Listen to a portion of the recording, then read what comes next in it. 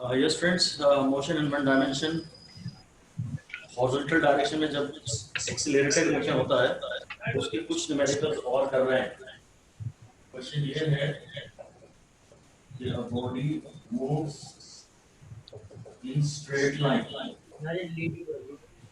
OX, मतलब वो origin हो गया और ये x एक्सिस हो गया।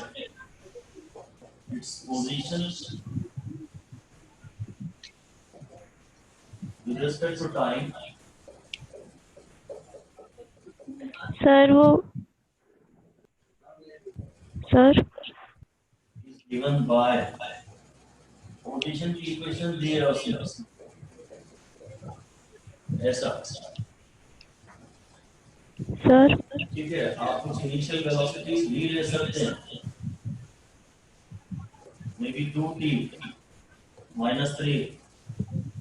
कुछ इनिशियल वेलोसिटी की इक्वेशन भी दे दी उसने और पोजीशन की इक्वेशन दे दी, x की डायरेक्ट इक्वेशन दे दी। अब ये मुझे पता नहीं है कि कांस्टेंट एक्सेलरेशन मोशन है या नहीं, ऐसा सवाल में कुछ कहा नहीं गया है, पर डायरेक्टली x की इक्वेशन दे दी गई है। डायरेक्टली x की इक्वेशन दे दी गई है कि the find displacement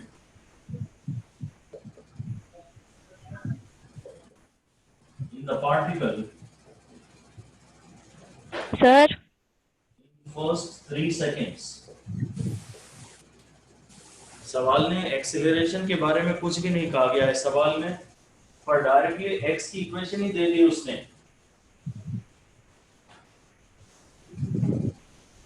directly x की इक्वेशन ही दे दी और इनिशियल वेलोसिटी भी जबरदस्ती दे दी ऐसे ही।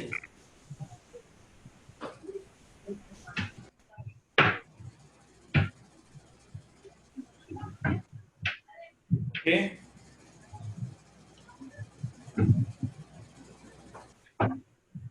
तो पोजीशन डिस्प्लेसमेंट निकालिए फर्स्ट 3 सेकेंड्स में।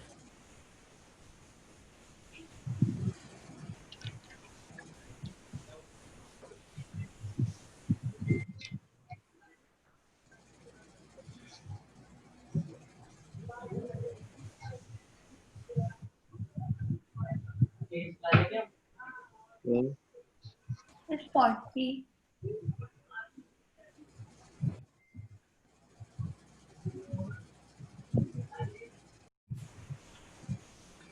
ये सवाल आया, ये वाला सवाल आपका किसी का? It's 40. x की इक्वेशन डायरेक्टली दे दी है उसने। ये पोजीशन है, सिर्फ x ही मांगा है उसने, तो शायद इनिशियल वेलोसिटी से कोई मतलब नहीं। इनिशियल वेलोसिटी से कोई मतलब नहीं है, वैसे भी उसने एक्सीलरेशन दिया तो है नहीं, वैसे भी एक्सीलरेशन दिया तो है नहीं, तो कोई इक्वेशन तो बना ही नहीं पाएंगे, शायद डायरेक्ट काम चल जाएगा। हाँ श्रीयर्था बताइए। -18 माइक ऑन करिए आपका। -18 हाँ श्रीयर्था आप आंसर दीजिए। -18 चलिए चेक करते हैं। ग्रेसी नागेश बताइए।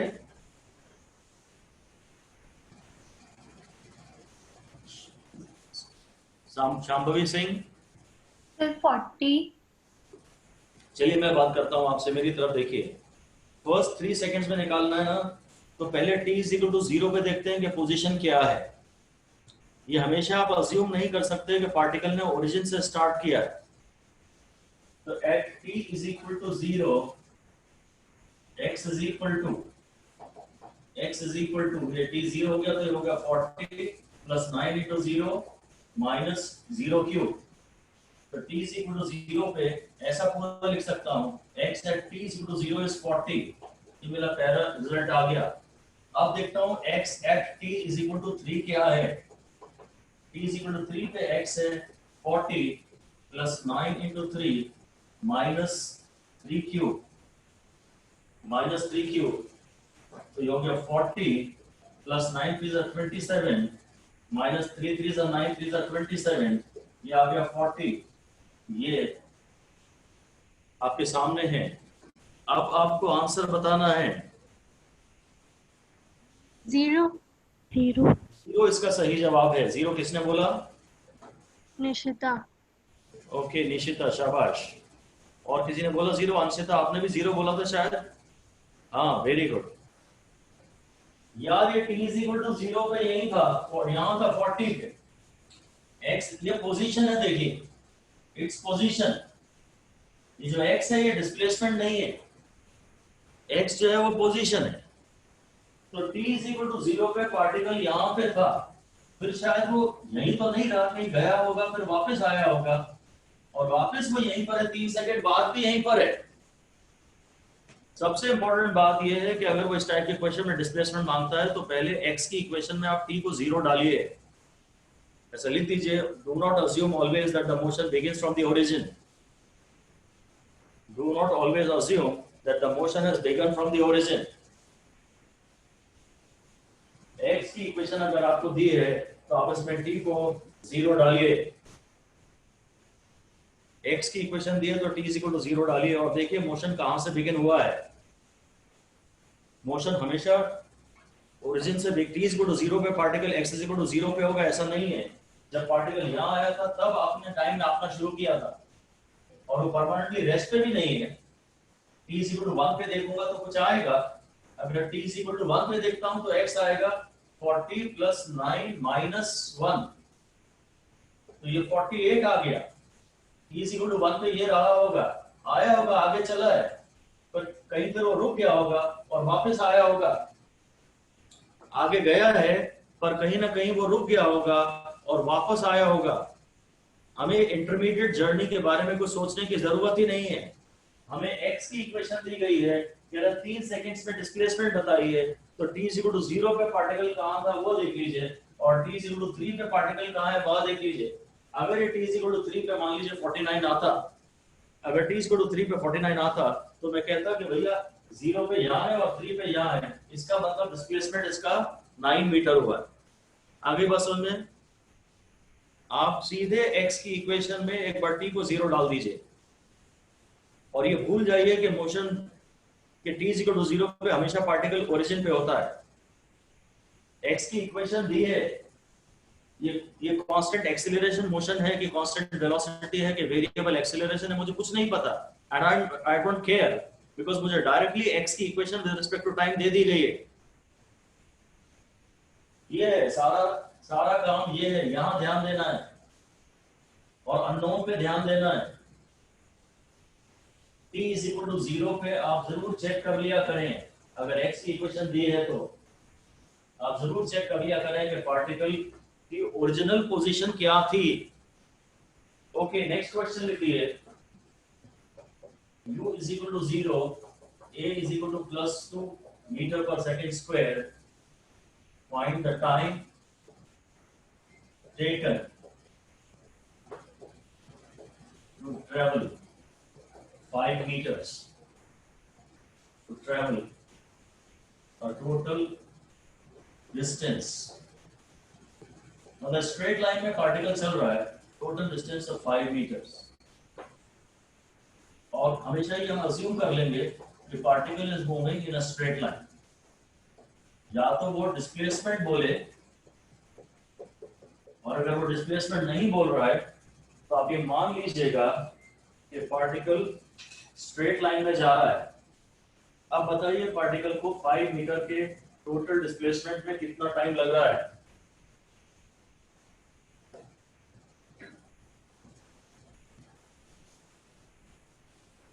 √5 seconds.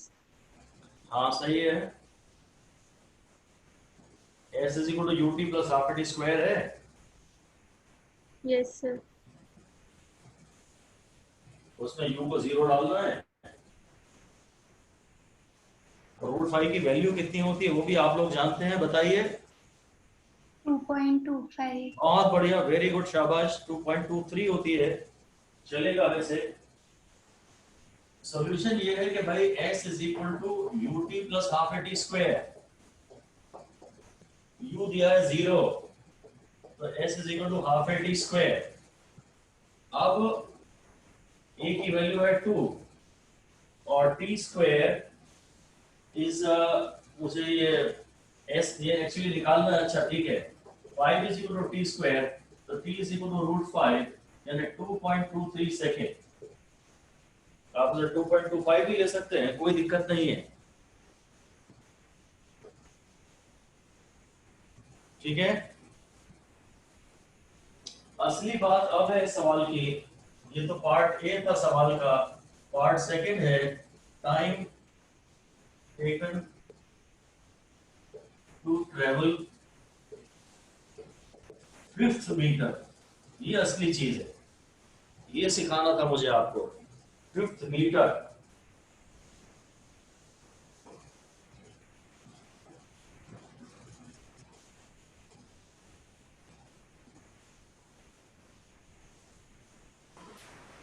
सर 8 क्या 0.23 seconds. क्या आंसर बोल रही हो निश्चिता? 0.23 seconds. हाँ ठीक है, और कौन क्या कुछ बोल रहा था इसके अलावा? दानिश ने बोला था शायद,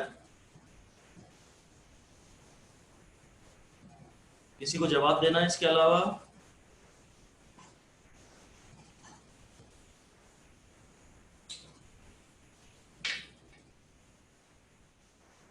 फिफ्थ मीटर,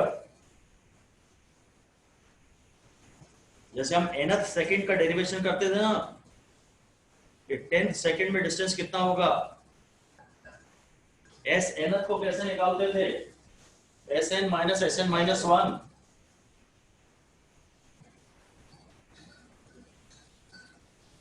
अगर मैं निकालता था कि मुझे 10th सेकंड में कितना डिस्प्लेसमेंट है, तो पूरे 10 सेकंड्स का डिस्प्लेसमेंट माइनस 9 सेकंड्स का डिस्प्लेसमेंट करता था। ऐसे ही अब शायद मैं टोटल 5 मीटर्स का टाइम निकाल लेता हूं, t for displacement is equal to 5, और फिर मैं निकाल लेता हूं t for displacement is equal to 4, तो ये 5th मीटर हो जाएगा। ऐसे ही लिख दीजिए, जो डेल्टा t आपको निकालना है वो है t5 minus t4। t5 is the total time from the beginning, लिखते चलिए जल्दी से, t5 is the total time from the beginning to cover a total displacement of 5 meters,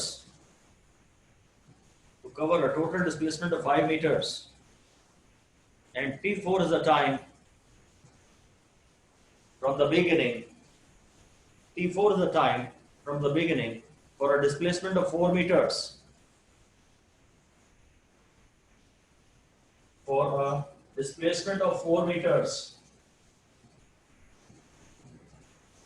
तो अब मेरी इक्वेशन होगी 4 is equal to half a t square, क्योंकि u 0 है और a 2 है, तो ये जो t डैश आ रहा है, ये आ रहा है 2 सेकेंड।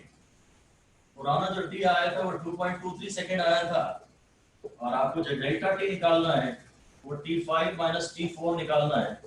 5 सेकेंड चलने के लिए, 2.5 मीटर चलने के लिए, 5 मीटर चलने में टोटल टाइम इतना लग रहा है, और 4 मीटर के लिए डिस्प्लेसमेंट, 4 मीटर के डिस्प्लेसमेंट के लिए टाइम इतना लग रहा है। तो this is the correct answer. मुझे ये समझाना था 5 मीटर और 5th मीटर में क्या डिफरेंस है, 5 मीटर और 5th मीटर में क्या डिफरेंस है।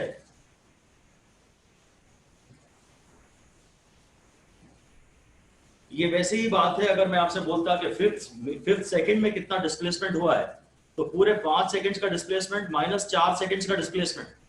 अब पूरे 5 मीटर के लिए समय माइनस 4 मीटर के लिए लगा समय, और u 0 है और a 2 है। ठीक है, इसी को हम फर्दर एक्सटेंड कर रहे हैं, जैसे हमने पहले s nth वाली सीरीज बनाई थी ना 13579 वाली, और sn वाली सीरीज बनाई थी 14916 वाली, ऐसे ही अब मैं ये टाइम वाली भी कुछ बना तो सकता हूं। जैसे लिख दीजिए अगला question,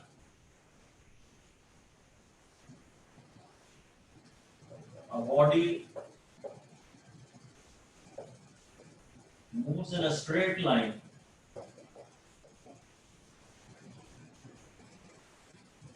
starting from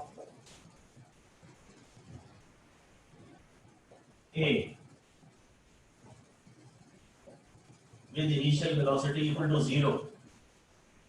straight line में चल रहा है, A से स्टार्ट हो रहा है और इनिशियल वेलोसिटी 0 है, और इस लाइन में AB और BC और CD ये डिस्टेंसेस बराबर है straight line. The ratio of times find TAB is to TBC is to TCD, ये निकालना है आपको। U 0 है और ये डिस्टेंसेस बराबर है, ये A है, ये B है, ये C है और ये D है। अगर ये S है तो ये भी S है और ये भी S है, और मैं इसे 2S कह लेता हूँ और इसे 3S कह लेता हूँ। पहले हम लोग S एनफ जब पढ़ाते थे तो successive equal interval of time की बात करते थे। आज शायद इक्वल डिस्टेंसेस की बात कर रहे हैं, इक्वल डिस्प्लेसमेंट्स की बात कर रहे हैं। एस एनथ जैसी ही ये सीरीज है। आज हम इक्वल डिस्प्लेसमेंट्स और टाइम की बात कर रहे हैं, इक्वल डिस्प्लेसमेंट्स की बात कर रहे हैं।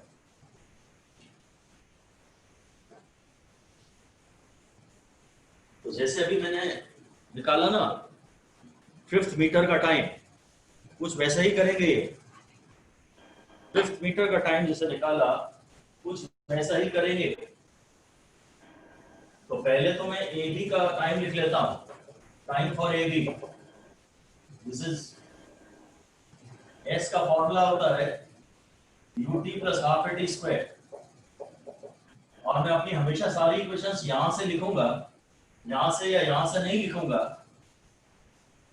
ताकि हर इक्वेशन में बिगिनिंग पे इनिशियल वेलोसिटी 0 ली जा सके। तो S is equal to half AT square. So in fact T is equal to root 2 S by A. ये है, आपको ये T is equal to root 2 S by A थोड़ा याद ही हो जाता है फॉर्मूला, इसे याद नहीं करना चाहिए, ये डेंजरस है। ये सिर्फ तब वैलिड है जब U 0 हो। न्यूमेरिकल करते करते आपके दिमाग में ये आके बैठ जाता है।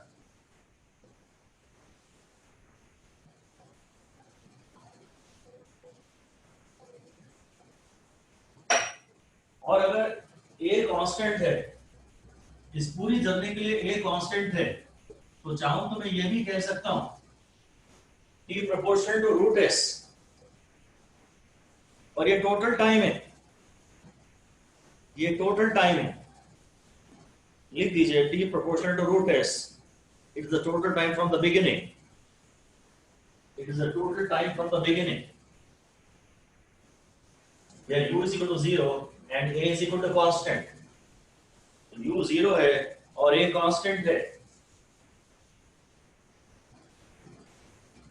तो मुझे रेशियोज निकालने हैं, तो TAB में कुछ लग रहा होगा टाइम। अब जरा मैं TBC निकालने की कोशिश करता हूं और फिर इसका रेशियो लूंगा।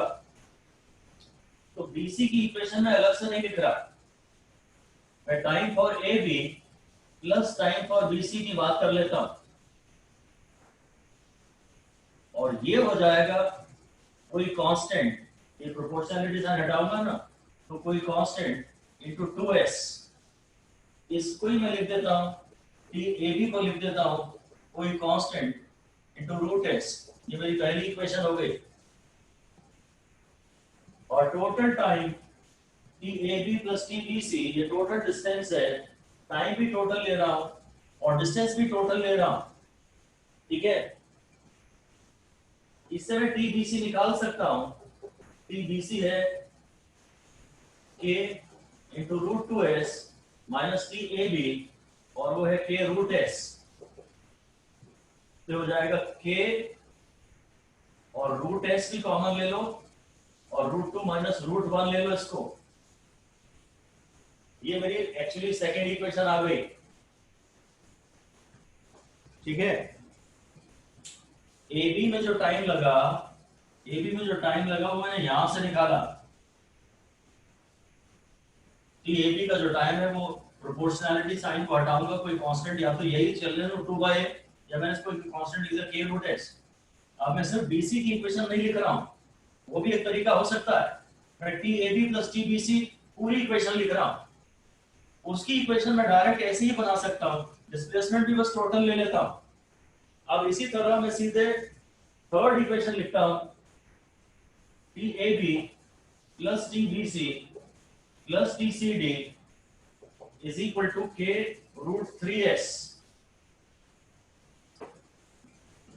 और ये मुझे पता है, ये K रूट 2S है plus TCD is equal to K root 3S। अब TCD जो आएगा वो आएगा, मैं K कॉमन ले लूंगा और रूट S कॉमन ले लूंगा और यह आ जाएगा रूट 3 माइनस रूट 2। ये मेरी थर्ड इक्वेशन हो गई है। अब मैं ये रेशियोज निकाल सकता हूं। कहीं कोई भी डिस्कशन हो तो आप प्लीज पूछ लीजिए। सर वो सेकंड वाला नहीं समझ आया, वो TAB प्लस ये वाला TBC। Yes sir. भाई बेसिक बात आपको अपने दिमाग में ये बैठानी है कि अगर u 0 हो, अगर u 0 हो तो s का फॉर्मूला ये आता है, तो t का फॉर्मूला आता है √2s/a। अगर u 0 हो तो आप इस फॉर्मूले को बहुत बार यूज करोगे और ये आपके दिमाग में इससे भी ज्यादा स्ट्रांगली बैठ जाएगा। खैर फिलहाल 2 भी कांस्टेंट है और a भी कांस्टेंट है, मैं तो t proportional to root s कह सकता हूं। फिर मैंने प्रोपोर्शनलिटी कांस्टेंट को k का नाम लिख दिया। अब ये इक्वेशन क्या है, ये बिगिनिंग से t अगर टोटल टाइम है तो इतना डिस्टेंस ट्रेवल करने में इतना टाइम लगेगा। अब सेकंड इक्वेशन में मेरे को बिगिनिंग से टोटल 2s का डिस्टेंस ट्रेवल करने का टाइम चाहिए, तो मैं इसी इक्वेशन में टोटल डिस्टेंस को या तो लिखता था TAC, मैं सीधे डायरेक्टली लिख देता TAC, A से C जाने का डिस्टेंस, उसको मैंने AB प्लस BC करके लिख दिया क्योंकि मेरे को TBC का टर्म अलग चाहिए था। जो TAC है उसमें जो S आएगा, चूंकि आप टाइम इस पूरी जर्नी का ले रहे हैं तो डिस्प्लेसमेंट इस पूरी जर्नी का लीजिए। इस जर्नी की बिगिनिंग पे u 0 है, डायरेक्ट BC की इक्वेशन लिखूं तो इस जर्नी की बिगिनिंग पे इनिशियल वेलोसिटी 0 नहीं है, इसलिए मैंने TAC टाइम फॉर AC के लिए डिस्प्लेसमेंट भी ये ले लिया। ठीक है, TAB प्लस TBC इतना है और TBC is equal to this minus TAB, है ना। इसके स्टेप्स मैं फिर से कर देता हूं। TBC मुझे निकालना है, this is equal to K into root 2s minus time for journey AB, तो K रूट 2 रूट s और AB के लिए टाइम था K root s, K root 1 into root s लिख सकता था, s को मैं खाली 1s लिख सकता हूं ना। अब मैंने K भी कॉमन लिया और रूट s भी कॉमन लिया, तो ये हो गया रूट 2 और यहाँ जब कुछ भी नहीं है तो कॉमन लेने के लिए मैं उसे खाली 1 भी लिख सकता हूँ या रूट 1 भी लिख सकता हूँ। वो मैंने क्यों किया, वो ऑप्शंस अगर होते तो आप समझ जाते। आपको प्रॉब्लम ये है कि यहाँ मैंने इसको जब कॉमन लिया तो रूट 1 क्यों लिखा। ठीक है, वो ऑप्शन इसी तरह दिए हैं। अब इस पूरी जर्नी में जो टाइम है, ये जर्नी है A से D की, और इस पूरी जर्नी का जो टाइम है फ्रॉम द बिगिनिंग वो होगा TAD। ये टाइम जो है ये अब जो इक्वेशन आ रही है, ये जो इक्वेशन आ रही है ये एक्चुअली टाइम फॉर AD है, AD का टाइम है। AD का जो टाइम है उसमें टाइम भी मैं बिगिनिंग से लूंगा और डिस्प्लेसमेंट भी पूरा लूंगा। डिस्प्लेसमेंट है 3s और AB को मैं AB plus BC plus CD कह सकता हूं। इसलिए मेरे को जो अगर आंसर अब मैं आप ओके करें तो मैं फाइनल आंसर दे दूं। इसका रेशियो है, ये है फर्स्ट इक्वेशन, ये है और फिर सेकंड इक्वेशन ये है और थर्ड इक्वेशन ये है।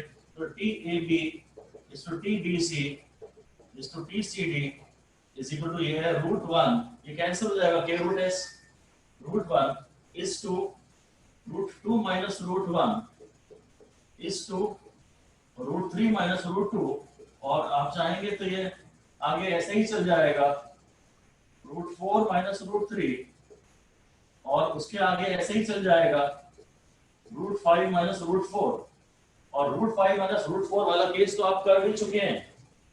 इसके पहले जो मैंने क्वेश्चन दिया था उसमें आपने रूट 5 माइनस रूट 4 किया था। आई बात समझ में? क्या है ये? This is the ratio of times to cover successive equal displacements. अब जो AB है वो BC है वो CD है, अगर इक्वल डिस्प्लेसमेंट्स हैं तो टाइम्स इन रेशियो में लगेंगे। और ये ध्यान रखिएगा ये सक्सेसिव टाइम्स है, ये टोटल टाइम्स नहीं है।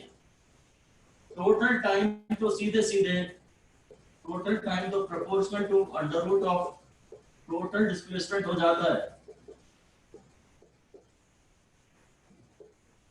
अभी हमने पिछले सवाल में 5 मीटर के लिए टाइम √5 लिया था और 4 मीटर के लिए टाइम √4 लिया था। Total time proportional to root of total displacement है, और सक्सेसिव इक्वल डिस्प्लेसमेंट्स हो तो टाइम्स का रेशियो ये है, राइट।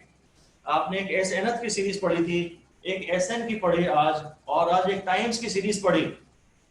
ये सक्सेसिव इक्वल डिस्प्लेसमेंट्स है। अगर शर्त ये है कि u 0 होना चाहिए and a should be constant at some value। अगर किसी भी वैल्यू का कांस्टेंट है तो फिर इक्वल डिस्प्लेसमेंट्स का टाइम्स का रेशियो ये होता है। और कुछ नहीं तो कम से कम इतना ही ध्यान रख लीजिए बस कि टाइम जब भी आप निकालते हैं तो आंसर स्क्वायर रूट के अंदर आता है, और सक्सेसिव कर रहे हैं तो एक माइनस भी आएगा ही कहीं ना कहीं। आपको और कुछ नहीं पता पर दो बातें पता है, एक तो रूट के अंदर टर्म आते हैं और सक्सेसिव में कुछ पुराना माइनस करना पड़ता है। अगर आपको ये चाहिए तो टोटल माइनस ये करेंगे। ये लाइन लिखिए, एक स्टार लगा के ऐसे ही लिख दीजिए, टिप, एक ऑब्जर्वेशन का पॉइंट है जो तुक्का मारने में आपकी कभी कभी मदद कर सकता है। हालांकि बहुत सेफ तो नहीं है ये, फिर भी आप इसको ऑब्जर्व करते जाएंगे तो आप कुछ ना कुछ जरूर सीखेंगे। पॉइंट ये है कि in this chapter of motion, इस चैप्टर में द आंसर्स ऑफ टाइम के जो आंसर्स होते हैं they are usually in the square root form, क्योंकि s is equal to half a t square, क्योंकि s is equal to half a t square।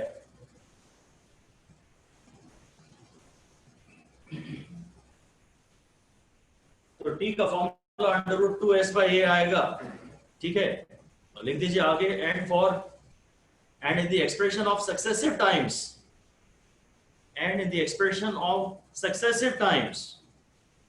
अगर successive times की बात करें so there will be a term of minus also in the answer।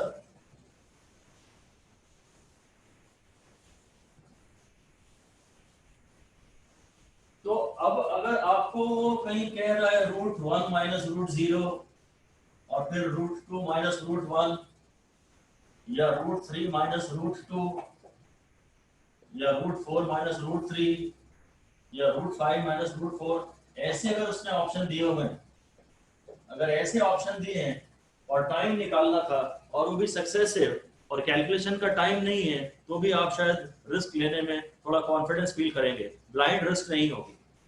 You know the logic behind it because somebody is talking to you about successive times. तो total time minus the time of the previous journey, एक minus तो आना ही है और time के अंदर square root तो आना ही है। और इक्वल है, क्योंकि इक्वल है तो 2 के पहले वाला टर्म 1 आएगा, 3 के पहले वाला टर्म 2 आएगा। ये टोटल 3 मीटर्स का डिस्प्लेसमेंट है और ये 2 का डिस्प्लेसमेंट है। हमने किया था टोटल 5 मीटर का डिस्प्लेसमेंट है और टोटल 4 मीटर का डिस्प्लेसमेंट है। ये 5th मीटर में लगा हुआ टाइम था। खैर, ऑलराइट। तो बहुत सारे जब आप न्यूमेरिकल करेंगे तभी जाके आपको कॉन्फिडेंस बनेगा। ये M1D का चैप्टर अच्छा खासा टफ है। हर क्वेश्चन अपने आप में नई वैरायटी है and it needs a lot of practice। Practice से ही आपको इसमें कॉन्फिडेंस आएगा। अगला क्वेश्चन है कि इनिशियल वेलोसिटी 50 है और एक्सीलरेशन है -10। ये 50 मीटर पर सेकंड है और एक्सीलरेशन है -10 मीटर पर सेकंड स्क्वायर। मतलब शायद ये ग्रेविटी वाला केस ही है। ग्रेविटी में भी एक्सीलरेशन 9.8 होता है ना। ये तो वही केस है जो मैं आपको पहले एक्चुअली करा चुका हूं। लिख दीजिए, body is moving in a straight line, body is moving in a straight line in horizontal direction। Straight line में जा रही है बॉडी और हॉरिजॉन्टल सरफेस पे जा रही है, और उसमें ये रिटार्डेशन हमने पैदा किया हुआ है, ये रिटार्डेशन पैदा किया हुआ है। और ये भी लिख दीजिए, retardation continues to act on the body. This retardation continues to act on the body even when the body has come to stop, even when the body has come to rest, even when the body has come to rest. तो पहले तो आपको ये निकालना है, पहले ए part निकालिए, कई सारे पार्ट निकालेंगे इसके, पहले निकालिए time after which the body comes to rest momentarily. 5 seconds. That's right. Yes. Time after which the body comes to rest momentarily. Momentarily क्यों कहा मैंने? क्योंकि आप जानते हैं कि इसकी वेलोसिटी 50 से 40 होगी, फिर 40 से 30 होगी, 30 से 20 होगी, फिर 10 होगी, फिर 0 होगी और फिर ये अपनी जर्नी रिवर्स कर देगा. t is equal to 0 पे इसकी वेलोसिटी 50 है, t is equal to 1 पे इसकी वेलोसिटी 40 हो जाएगी, t is equal to 2 पे 30 हो जाएगी, t is equal to 4 पे 20 हो जाएगी.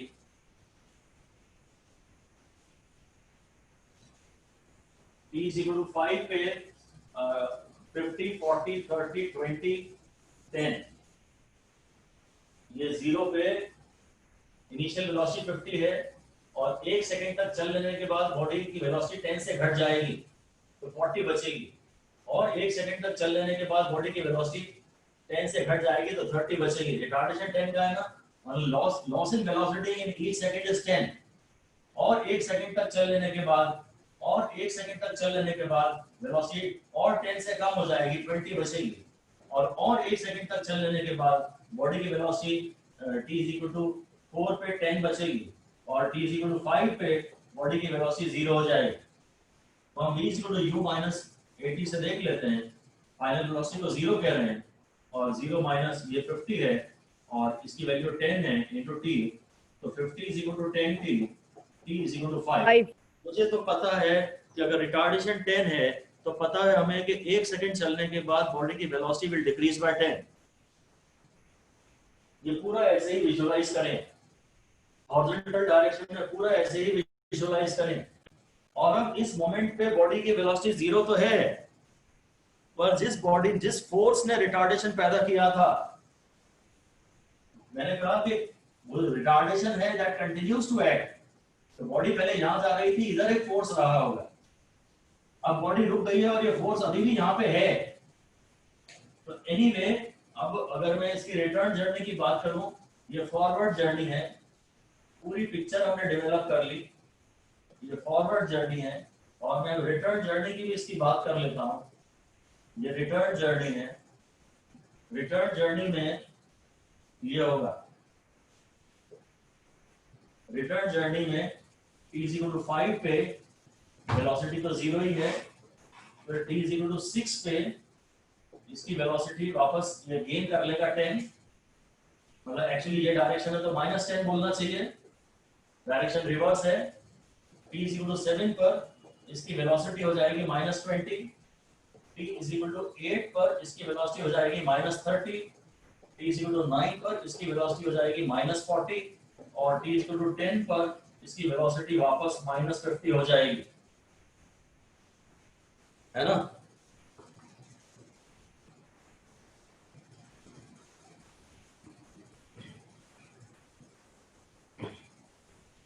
तो ये आप बना लिया आपने इसको.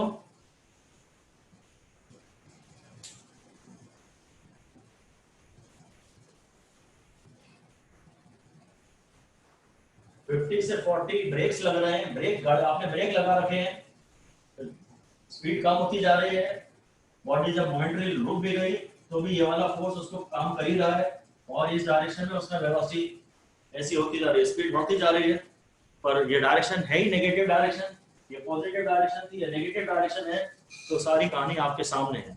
खैर इसमें अब आप ये लिखिए, नेक्स्ट पार्ट लिखिए. पहला पार्ट हमने केवल ये पूछा था कि बॉडी की वेलोसिटी 0 कब होगी, तो फाइनल वेलोसिटी 0 लेके आपने v = u + 80 में a को -10 डाल दिया था. अब सवाल का पार्ट बी है कि displacement, calculate the displacement in the forward journey, displacement in the forward journey in last 2 seconds of the forward journey, in last 2 seconds of the forward journey. In last 2 seconds of the forward journey.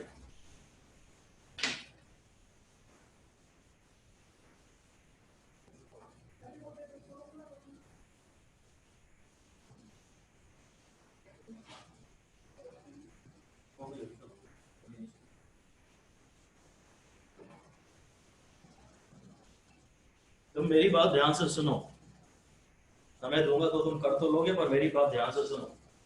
Displacement की एक equation मैंने तुम्हें ये पढ़ाई थी, ठीक है ना। डिस्प्लेसमेंट का एक फॉर्मूला आया था, एवरेज वेलोसिटी इनटू टाइम, और इसमें मैंने कहा था तुम u एलिमिनेट कर देना। v = u + 80 में से मैंने u एलिमिनेट करवा दिया था, तो डिस्प्लेसमेंट की ये एक इक्वेशन आई थी। ये एक्सीलरेटेड मोशन की थी या रिटार्डेड मोशन की? एक्सेलरेटेड। हाँ, ये एक्सीलरेटेड मोशन की थी, शाबाश, ये एक्सीलरेटेड मोशन की थी। अगर रिटार्डेशन होगा ना तो मैं इसको -a डाल दूंगा, तो रिटार्डेड मोशन की इक्वेशन हो जाएगी vt + ½ at²। रिटार्डेड मोशन की इक्वेशन हो जाएगी vt + ½ at²। मैं इस इक्वेशन को पसंद नहीं करता ज्यादा, और आपको एक एक्स्ट्रा इक्वेशन थोपना भी नहीं चाहता, और केवल एक केस में हम इसे यूज करना चाहेंगे, तब जब फाइनल वेलोसिटी 0 हो। जिस इंटरवल की बात आप कर रहे हैं, अगर उस इंटरवल के बाद फाइनल वेलोसिटी 0 हो तो ये इक्वेशन हमारे लिए बढ़िया है। मैंने बताया ना लास्ट 2 सेकंड्स, तो लास्ट 2 सेकंड्स के बाद फाइनल वेलोसिटी 0 हो जाएगी ना, तो इस इक्वेशन में v को 0 डाल दो, इस इक्वेशन में v को 0 डाल दो।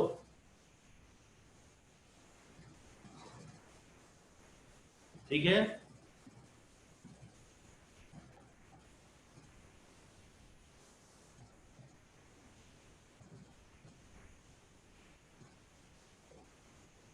इस इक्वेशन में v को 0 डाल दो, तो s का फॉर्मूला आ जाएगा ½ at²। और मुझे आपको केवल ये सिखाना है, अब इससे हमारा आंसर आ जाए। मैं साइन तो पहले ही डाल चुका हूं, a की वैल्यू डालूंगा 10 और t है आखिरी 2 सेकेंड्स, तो ये 10 × 2 20 मीटर इसका सही जवाब आ जाएगा। ये इसका सही जवाब है। आपको थोड़ी मुश्किल हो रही होगी, आप शायद पूरे 5 का निकालते और पूरे 3 का निकालते। आप जो कर रहे होगे ना, वो पूरे 5 सेकंड्स का डिस्प्लेसमेंट निकाल रहे होगे और उसमें से माइनस कर रहे होगे फर्स्ट 3 सेकंड्स के डिस्प्लेसमेंट का। यही कर रहे थे क्या? हाँ, वो अच्छी लॉजिक थी, इंटेलिजेंट लॉजिक थी, पर मेरे को आपको एक बढ़िया चीज सिखानी है, और वो ये कि अगर u 0 हो, अगर u 0 हो या v 0 हो, अगर इनिशियल वेलोसिटी 0 हो या फाइनल वेलोसिटी 0 हो, तो आप हमेशा इस इक्वेशन को यूज कर सकते हैं। इसको 5 स्टार दे दीजिए और इस लाइन को लिख दीजिए। If u = 0 और v = 0, अगर u 0 है या v 0 है, then we can always use the equation. We can always use the equation s = ½ at²।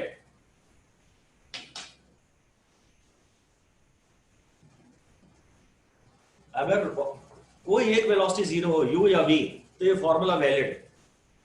एक बार ये आपने रूल बना लिया ना, इसके बाद मैं शायद आपको दोबारा कभी भी vt - ½ at² नहीं पढ़ाऊंगा। मैंने vt - ½ at² पढ़ाई केवल इस एप्लीकेशन के लिए थी कि अगर रुकने वाली बात है, आखिरी 2 सेकंड की इक्वेशन में लिखूंगा, तो मैं यहां मुझे इनिशियल वेलोसिटी पता तो है नहीं, यहां वेलोसिटी क्या है ये मुझे नहीं पता। हाँ, 2 सेकंड बाद जरूर है 0 हो रही है। तुम तो बस एक कम रूल बना लो और दिमाग मत लगाओ कि अगर u 0 हो या v 0 हो तो हम s = ½ at² लगा सकते हैं। सर, प्रॉब्लम अपने आप सारी खत्म हो जाएगी। सर, हाँ शांभवी बोलिए। सर, इस क्वेश्चन में लाइक जो एक्सेलरेशन का साइन है, तो वो एक्सेलरेटेड के लिए तो पॉजिटिव होगा, लाइक u = 0 में, तो लाइक v = 0 में नेगेटिव साइन डालना होगा एक्सेलरेशन का, इसके लिए। वो मैं डाल चुका हूँ ना, तभी तो ये बना है। अब नहीं डालना, अब कोई साइन नहीं डालना। एक्सेलरेशन में जब मोशन एक्सेलरेटेड था तो ये इक्वेशन थी, और जब मोशन रिटार्डेड है तो आप ये साइन डाल चुके हैं, उसके बाद ये vt + ½ at² बना है। और अब मैं v को 0 डाल रहा हूँ। नहीं sir, like s is equal to पहले हाफ तो आप ये लिख लीजिए, एक मिनट, पहले तो आप ये लिख दीजिए कि no sign to be put, it has already been put. अगर आप v 0 है, अगर v 0 है तो भी हम साइन ऑलरेडी पुट कर चुके हैं, अब हमें साइन पुट नहीं करना है। u 0 हो या v 0 हो तो हम s को हमेशा सीधे सीधे हाफ ए टी स्क्वायर ले सकते हैं और टाइम भी करस्पॉन्डिंग नापेंगे। अब आप अपना बचा हुआ डाउट पूछिए शांभवी सिंह, और लाउडली। क्लियर हो गया? Thank you so much. Alright, तो आंसर आया इसका 20 मीटर्स। आखिरी 2 सेकंड में इसका आंसर आया 20 मीटर्स। ठीक है, अब इसके बाद फिर आप क्वेश्चन ये लिखिए, अगला पार्ट लिखिए, find displacement in first 2 seconds, find displacement in first 2 seconds of the return journey, find displacement in first 2 seconds of the return journey.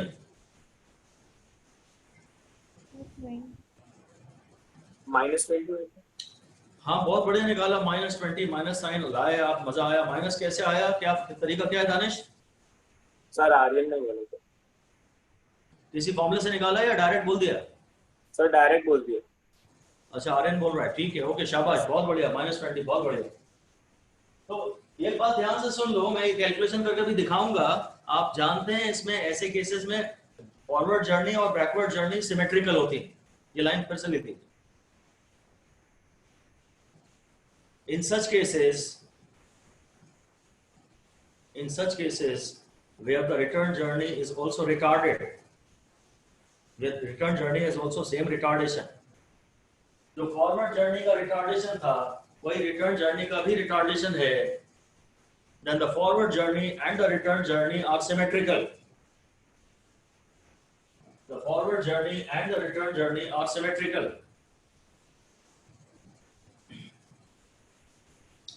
तो मैं अगर साइन की बात ना करूं तो एक बढ़िया रूल बताना चाहता हूं आपको, उस पर भी आप 2 स्टार 4 स्टार लगा दीजिए और लिखिए, in last n seconds of forward journey, in last n seconds of forward journey, the displacement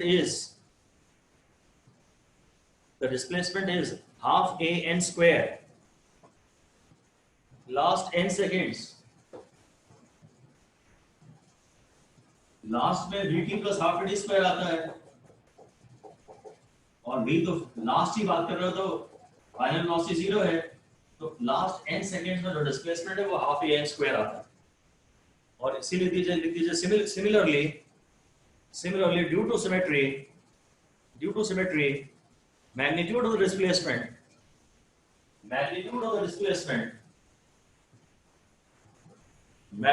displacement in first n second, in first n seconds of the return journey is also same. Magnitude of the return journey,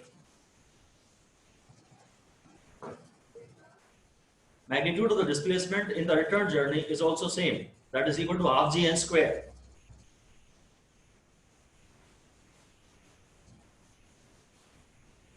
सारा खेल इस बात का है कि आप time कहां से गिनते हैं।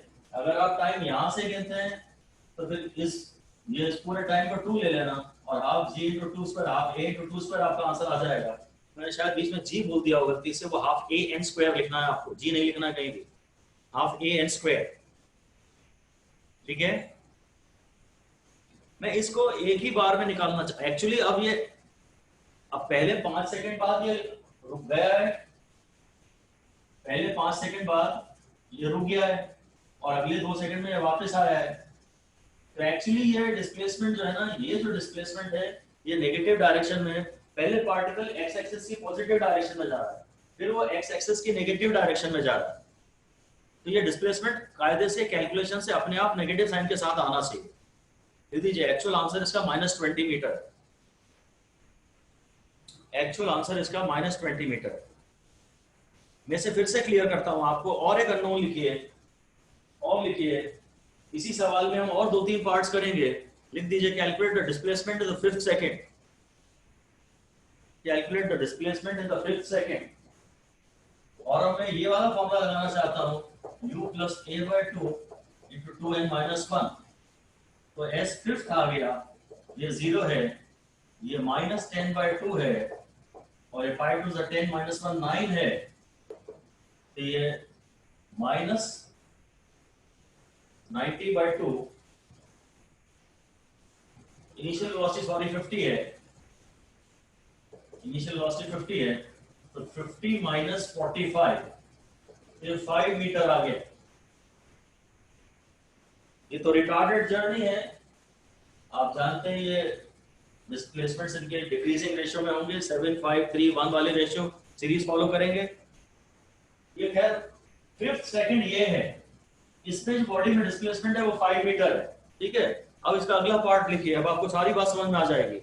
Find the displacement in 6th second from the beginning, find the displacement in 6th second from the beginning. Time हम सारे यहीं से काउंट कर रहे हैं, टाइम हम सारे यहीं से काउंट कर रहे हैं। तो ये हो जाएगा 2 into 6 minus 1, हो जाएगा 50 minus 5 into 11, हो जाएगा 50 minus 55, जो हो गया -5 मीटर। अपने आप ही आ गया, मुझे ये इंफॉर्मेशन अपने आप मिल गई कि डायरेक्शन ऑफ मोशन रिवर्स हो चुकी है, और जो फॉरवर्ड जर्नी के लास्ट सेकंड में डिस्प्लेसमेंट था वही रिटर्न जर्नी के पहले सेकंड में डिस्प्लेसमेंट है। ये अपने आप ही आ गया -5 मीटर। ये बोल दीजिए minus sign indicates that the direction of journey has reversed, velocity की डायरेक्शन रिवर्स हो चुकी है।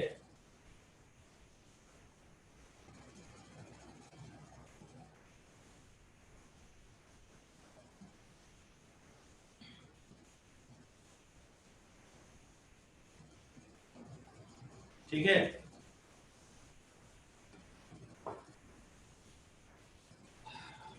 फिर इसके बाद फिर से कर लेते हैं एक बार, शायद मैं पूछ भी चुका हूँ, और फिर से लिख लीजिए, फिर से लिख दीजिए। Find the displacement in a total time of 7 seconds from the beginning, find the displacement in a total time of 7 seconds from the beginning।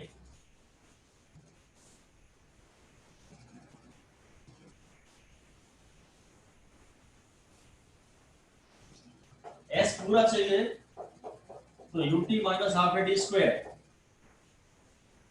S पूरा चाहिए तो ut plus half a t square। u है 50, t है 7 और a है -10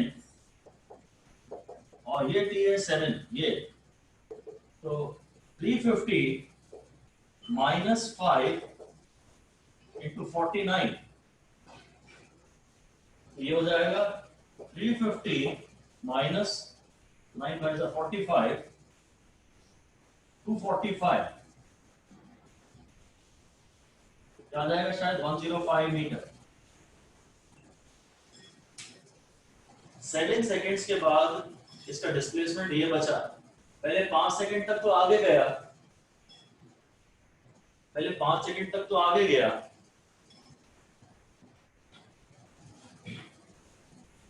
ठीक है। इसमें सबसे इंपॉर्टेंट बात जिसकी वजह से मैं सारी बातें कर रहा हूं आपसे, तो सबसे इंपॉर्टेंट बात है वो अब क्वेश्चन आ रहा है। हालांकि ये सब भी हमने सीखा कि आना और जाना सिमेट्रिक है, ये सब भी हमने सीखा, और जो सबसे इंपॉर्टेंट बात है वो अब मैं आपसे कर रहा हूं। आप ये लिख दीजिए, अगला पार्ट है मोस्ट इंपॉर्टेंट है, 4 स्टार दे दीजिए और लिख दीजिए find the distance travelled from the beginning, find the distance traveled from the beginning up to the end, end, find the distance traveled from the beginning up to the end of 7th second। find the distance पूछा है, distance को highlight करिए, caps में लिखिए, displacement नहीं पूछा है। up to the end of 7th second, 7वें सेकेंड के एंड में, एंड द टोटल डिस्टेंस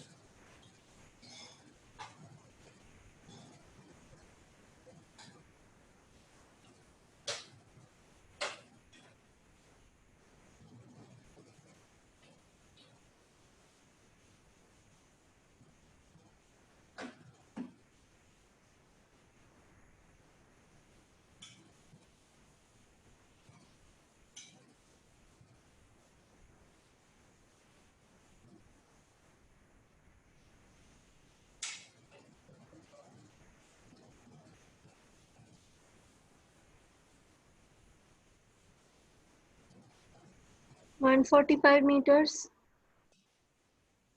नहीं, हाँ सही है। किसने बोला 145? किसका आंसर है? निशिता.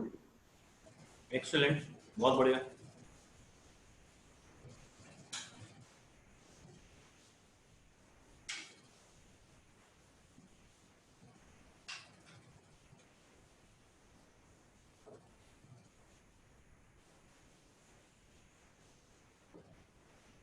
निशिता स्टेप्स बताओ। निशिता स्टेप्स बताओ। फिर सबसे पहले तो मैंने फर्स्ट 5 seconds का निकाला, उसमें हाँ। u अपने पास u गिवन ही है, v भी गिवन है, और उसमें अपने पास a भी गिवन है, तो s आ गया जो कि था 125 meters।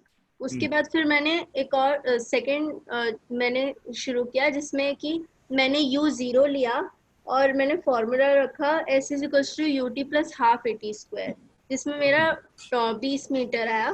फिर दोनों को ऐड कर दिया तो 145 मीटर्स टोटल आंसर आया। बस ठीक है, अब ध्यान से सुनिए मेरी बात, ठीक है, परफेक्ट है, बहुत ध्यान से सुनिए, बोर्ड पे देखिए। मैं जब भी डिस्टेंस का सवाल मैंने बताया था बहुत इंपॉर्टेंट होता है। हालांकि डिस्टेंस तो आप 9th में आपको कभी कोई प्रॉब्लम आई ही नहीं डिस्टेंस निकालने में। अब प्रॉब्लम आती है उन सवालों में प्रॉब्लम आती है जिनमें डायरेक्शन मोशन की रिवर्स होती है। अगर बॉडी स्ट्रेट लाइन में चली जा रही है ना, फिर तो डिस्टेंस निकालने में कोई प्रॉब्लम नहीं है। प्रॉब्लम तब आती है जब पाथ रिवर्स होता है। अगर पाथ रिवर्स हो रहा है ना, तो 7 के बाद आप ये टोटल डिस्प्लेसमेंट तो आपकी इक्वेशन से सही बता सकते हैं, और डिस्टेंस निकालने के लिए आपको सबसे पहले वो इंस्टेंट निकालना चाहिए कब जाके वेलोसिटी जीरो हुई है। ऐसा लिखो, लिखो steps. Steps number 1, first calculate, मतलब काय के स्टेप्स हैं, लिख दो to calculate distance. To calculate distance, अगर डिस्टेंस निकालना हो, डिस्प्लेसमेंट में कोई प्रॉब्लम नहीं है क्योंकि हमारे पास रेडीमेड फॉर्मूला है ut plus half at square वाला। पर डिस्टेंस में length of the actual path imagine करनी होती है। इन these numericals first calculate the instant at which the final velocity will become zero.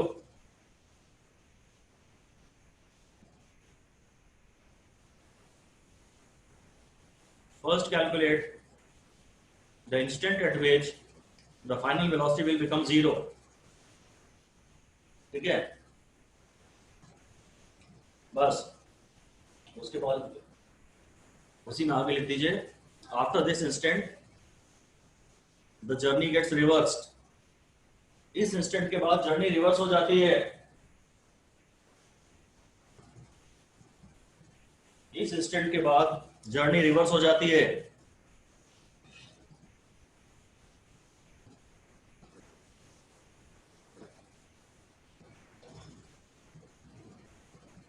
बस ठीक है, अब आप आगे लिखिए अगले पॉइंट में। First will calculate S1। S1, this is the distance traveled in forward direction. Distance traveled in the forward direction up to the time when the body comes to rest. Distance traveled in the forward direction up to the time when the body comes to rest.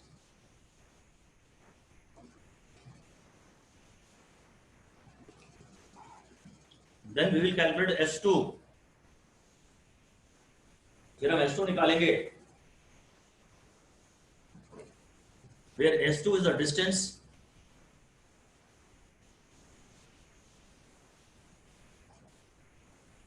in the reverse direction,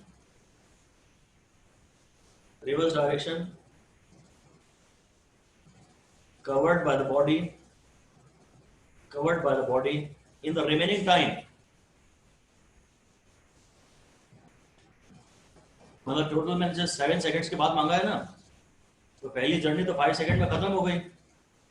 reverse journey के जो बाद के 2 second है उनका distance अलग से निकालेंगे।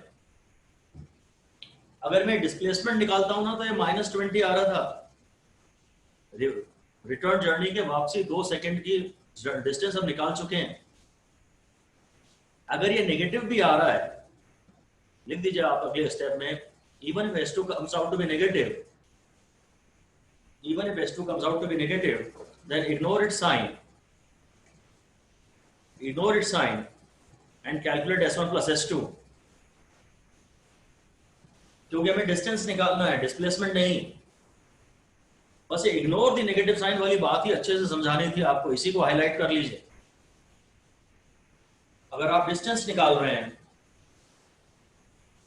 Displacement निकाल रहे हैं, तब तो इसी इक्वेशन से डायरेक्ट आ ही रहा है, डिस्प्लेसमेंट तो ये आ ही रहा है। और अगर आप डिस्टेंस निकाल रहे हैं तो फिर पूरा पाथ कैलकुलेट करना पड़ेगा, ये पूरा यहां तक और ये यहां तक, ठीक है। अब मैं इसकी 5 सेकंड्स में बॉडी रुक रही है ना, तो S1 निकालता हूं। S1 है हाफ, A है 10 into 5 स्क्वायर, क्योंकि 5 सेकंड में बॉडी रुक रही है, तो 5 into 25, जो S1 है वो है 125 और S2 एक्चुअली -20 आया था। इसी एक पार्ट में हमने लिखा है displacement in the first 2 seconds of return journey, displacement in the first 2 seconds of the return journey, ये आया था। अगर मेरे को डिस्टेंस निकालना है तो मैं mod of S1 plus mod of S2 करता हूं, तो मैं 125 प्लस 20 करूंगा, इसलिए 145 हो रहा था। ये जो डिस्टेंस है एक्चुअली ये 125 माइनस 20 हो रहा था, इसलिए ये 105 आया था। थोड़ा सा कठिन है, 1-2 बार पढ़ेंगे तो मजा आना शुरू हो जाएगा। और जब मैं M1D ग्रेविटी के सवाल कराऊंगा ना, तो मैं सारा यही डेटा लूंगा आपसे, ये सवाल मैं फिर से कराऊंगा आपको, क्योंकि मैंने जानबूझ के वही कंडीशंस ली हैं जो ग्रेविटी में होती हैं। तब आपको इसकी और भी क्लियर पिक्चर डेवलप हो जाएगी और आपको सारा डेटा याद हो जाएगा इसका। पूरा का पूरा केस, एक सेकंड का, इस सेकंड की कहानी, इस सेकंड की कहानी, इस सेकंड की कहानी, इसमें एक पूरा डेटा आपको याद हो जाएगा ग्रेविटी में। अभी आपको केवल ये देखना है कि अगर डिस्टेंस मांगा तो ये 125 प्लस ये 20, डिस्टेंस मांगा तो 125 प्लस 20 145 हो गया। और अगर डिस्प्लेसमेंट मांग रहा था ना, तो मैं 125 माइनस 20 से निकाल रहा था, ये 125 माइनस 120 से ये 105 आ रहा था। क्या डिस्प्लेसमेंट निकालने के लिए मैं ज्यादा दिमाग लगा ही नहीं रहा, क्योंकि इस इक्वेशन से डिस्प्लेसमेंट अपने आप आ ही जाएगा। डिस्प्लेसमेंट की प्रॉब्लम नहीं है, बात डिस्टेंस की है। फिर से समझिए, ये आएगा 125। पहले आप वो इंस्टेंट निकालते हैं जब वेलोसिटी 0 है, उस इंस्टेंट तक का डिस्टेंस निकाल लेते हैं। तो रिटर्न जर्नी में S2 निकालते हैं आप, और दोनों के मॉड लेके आप ऐड कर देते हैं। डिस्टेंस कभी नेगेटिव नहीं होता, ये भी लिख दीजिए, डिस्टेंस इज नेवर नेगेटिव, इसलिए हमने इसका माइनस साइन इग्नोर कर दिया। डिस्टेंस कभी भी नेगेटिव नहीं होता, इसलिए हमने इसका माइनस साइन इग्नोर कर दिया। मेरे को केवल एक चीज पढ़ानी थी, माइनस साइन इग्नोर करने वाली बात, माइनस साइन इग्नोर करने वाली बात। अगला क्वेश्चन लिखिए, body starts from rest at t is equal to 0 from a point with constant acceleration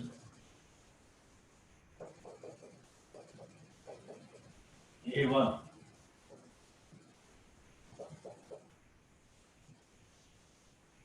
After 2 seconds,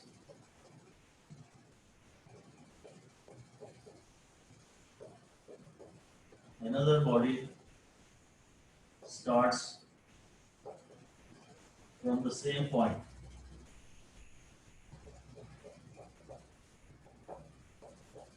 इसकी भी इनिशियल वेलोसिटी 0 है, पर इसका एक्सेलरेशन है a2. इनिशियल वेलोसिटी इसकी भी 0 है, बट इसमें एक्सेलरेशन है a2. Both undergo equal displacements.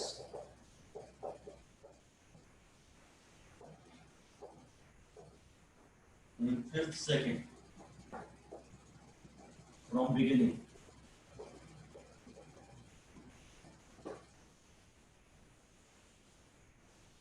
आपको A1 by A2 निकालना है.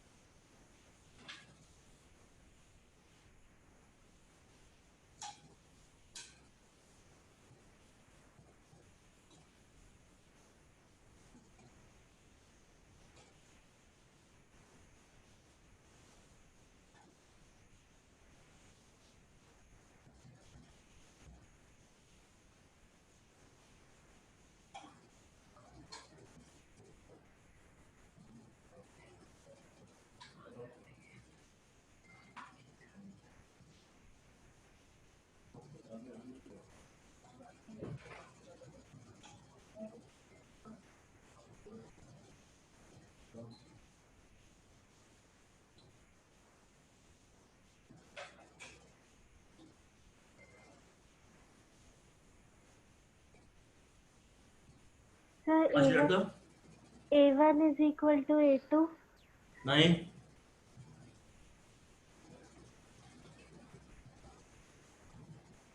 Sir root 2s by t. क्या आप sir? Sir, root 2s by t. नहीं, फिर t square by t plus 2 का होल स्क्वायर. नहीं. तो मेरी बात सुनो, मेरी बात ध्यान से सुनो. जब दो बॉडीज की बात करता ना एक साथ, तो सिर्फ एक ही चीज इंपॉर्टेंट होती है कि किस बॉडी को चलने के लिए कितना टाइम मिला है. दो बॉडी चल रही है ना, एक स्टार्ट हुई t इक्वल टू 0 पे, उसका जो 5th सेकंड है वो दूसरी बॉडी का कौन सा सेकंड है ये आपको देखना है. ऐसा लिख दीजिए एक लाइन, इंपॉर्टेंट है क्वेश्चन भी. लिख दीजिए, when two bodies are in motion simultaneously,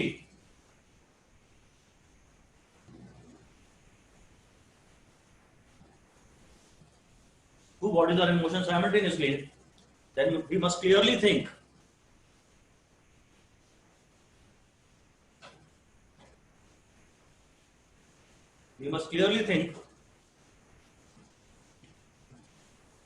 the time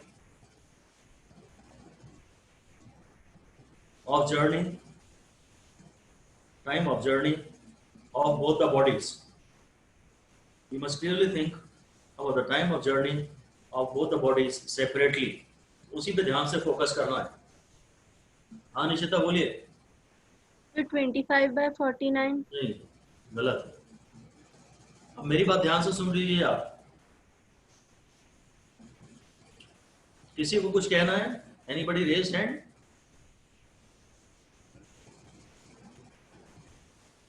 हाँ श्रेयर्था शर्मा बताइए. 5:3. 5:3. थोड़ा सा गलत है. ध्यान से सुनिए.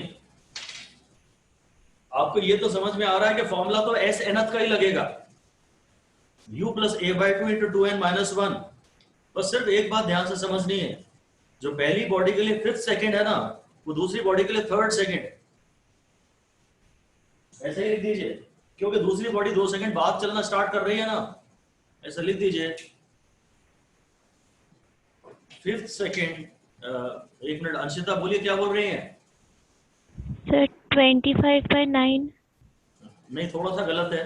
लिखिए देखिए 5th second for the first body is equal to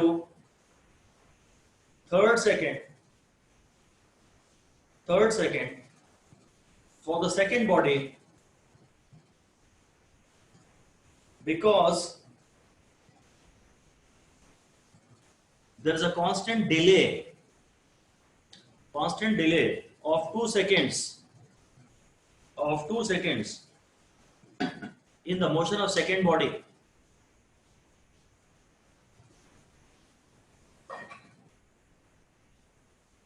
आपने जब से टाइम काउंट करना स्टार्ट किया, ये आपका फर्स्ट सेकंड है, ये सेकंड सेकंड है, ये थर्ड सेकंड है, ये फोर्थ सेकंड है, ये फिफ्थ सेकंड है। t is equal to 0 यहाँ था, ये t is equal to 0 था, ये t is equal to 1 था, ये t is equal to 1 था, ये t is equal to 2 था, ये t is equal to 2 था, ये t is equal to 3 था, और ये t is equal to 3 था, ये t is equal to 4 था, ये t is equal to 4 था, और ये t is equal to 5 था। तो फर्स्ट बॉडी का जो फर्स्ट सेकंड है, ये सेकंड सेकंड है, ये थर्ड सेकंड है, ये फोर्थ सेकंड है, और ये फिफ्थ सेकंड है। ये फर्स्ट बॉडी का है, पर सेकंड बॉडी तो यहाँ 2 सेकंड बाद ही स्टार्ट हुई है ना। सेकंड बॉडी का ये फर्स्ट सेकंड है, ये सेकंड सेकंड है, और उसका ये थर्ड सेकंड है। जो पहली बॉडी का फिफ्थ सेकंड है, वो दूसरी बॉडी का थर्ड सेकंड है। सिर्फ टी में खेल करते हैं ये लोग, और कुछ भी नहीं। अब तो कुछ प्रॉब्लम बची नहीं अगर आपने टी ढंग से संभाल लिया तो। एस एन का फॉर्मूला था u plus a by 2 into 2n minus 1। अब u 0 है दोनों का, तो s is equal to a by 2 into 2n minus 1, और इक्वल बोला है इसने,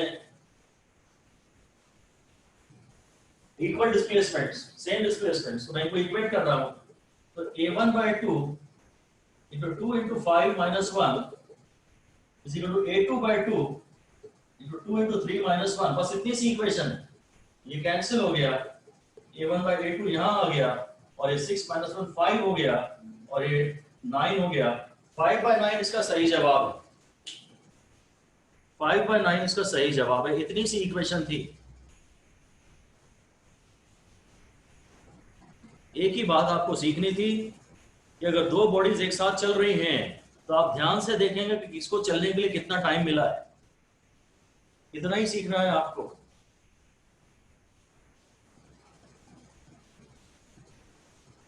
हाँ निशिता बोलिए। सर हम ऐसे भी कर सकते हैं क्या कि मतलब हमने दोनों का 5 सेकेंड्स में जितना डिस्प्लेसमेंट हुआ है वो निकाला, उसके बाद जो सेकेंड बॉडी है उसमें जो है पहले के 2 सेकेंड जो फर्स्ट बॉडी ने कवर किया डिस्टेंस वो ऐड कर दो और दोनों को इक्वेट कर दो, तब भी 5 by 9 आ रहा है। फर्स्ट बॉडी का ए बहुत अलग है, हमें फर्स्ट बॉडी का ए पता ही नहीं है। अच्छा उसी के टर्म्स में आपने इक्वेशन बनाई है? यस सर, उससे बन गई थी। ठीक है, ओके, हो सकता है आ रहा हो।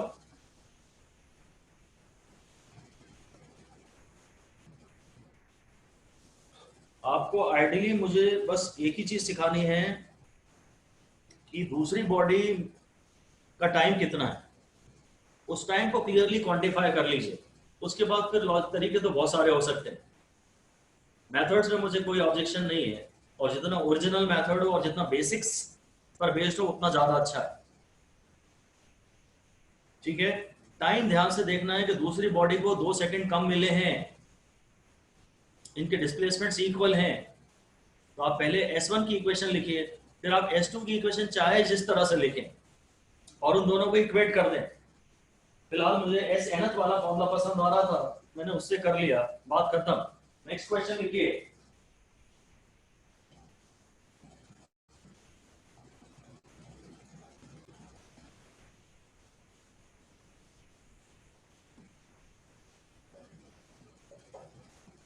देखिए, a train starts from rest, and acquires speed v1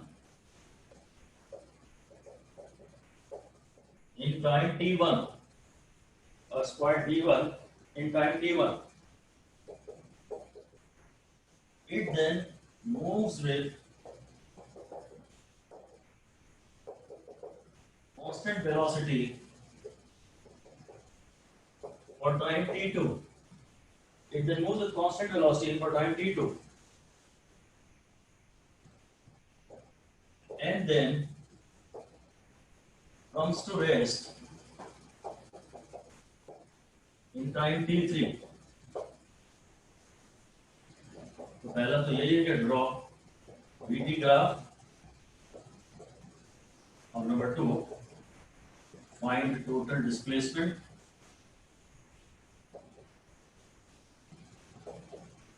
और number 3 find average velocity of the entire journey.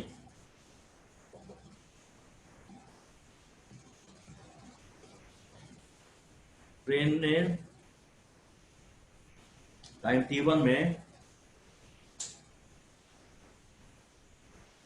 Velocity v1 obtain की, फिर कांस्टेंट वेलोसिटी से चल रही टाइम t2 के लिए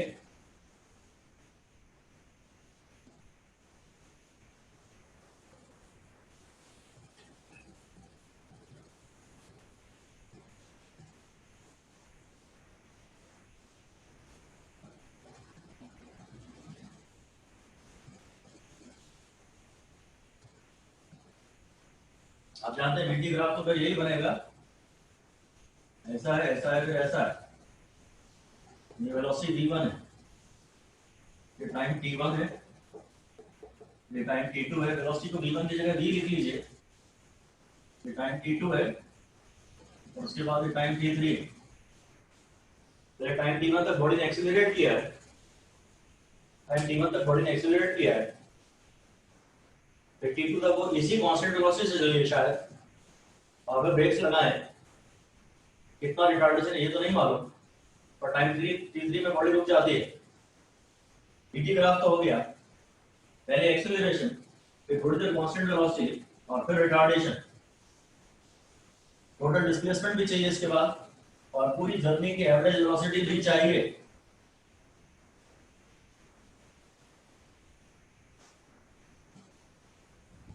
So displacement ये टाइम t1 है, ये x1 है, ये x2 है, ये x3 है, ये t2 है, और ये t3 है, और ये v है। हाँ, आंसर दे दीजिए जो देना है जिसको। sir half v bracket में t1 plus t3 plus 2 t2.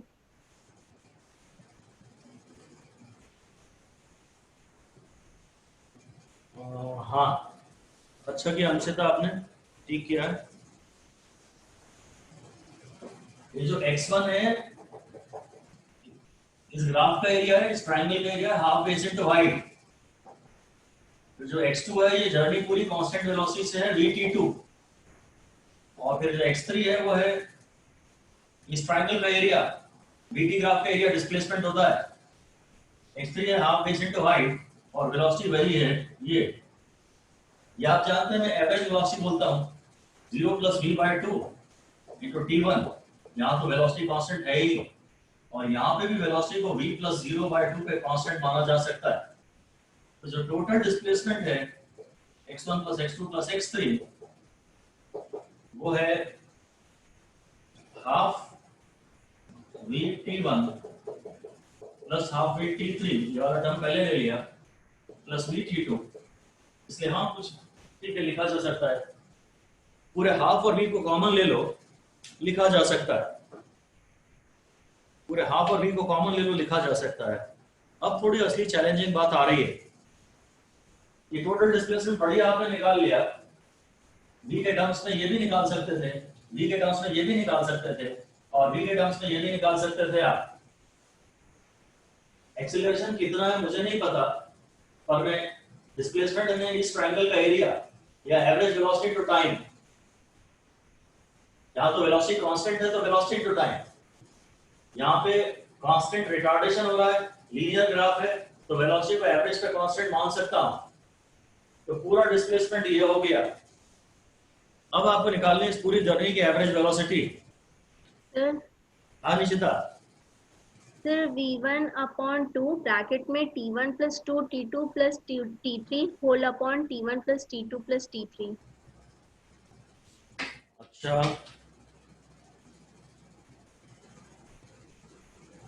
देख लेते हैं, 1 मिनट रुक जाते हैं जरा, कोई और आंसर दे दे। सर वही total displacement upon total time. थोड़ा जोर से बोलो शांभवी।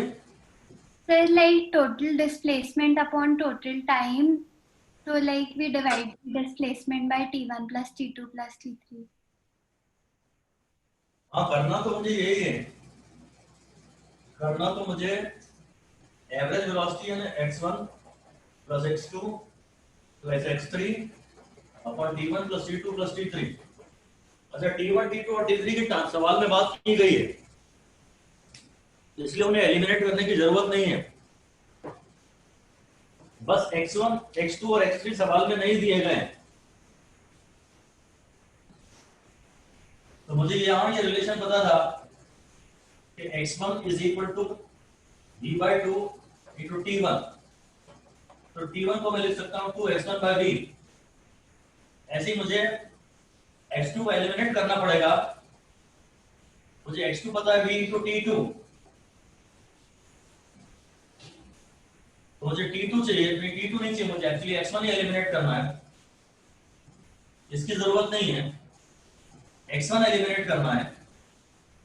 x2 ये हो गया, फिर तो x3 भी ऐसे ही हो गया v/3t3, सारे टाइम उसने दिए हुए हैं, तब कोई प्रॉब्लम नहीं है। x1 की जगह मैं लिख दूंगा ये, x2 की जगह मैं लिख दूंगा ये, और x3 की जगह मैं लिख दूंगा ये।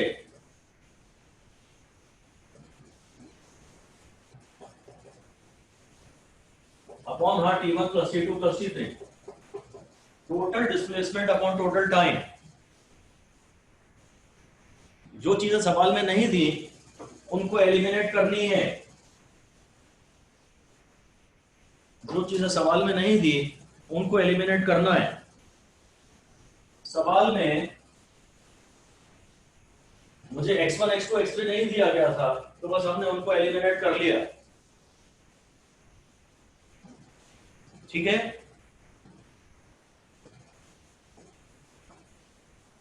ये टाइम दिया था यहाँ पे और ये टाइम दिया था यहाँ पे,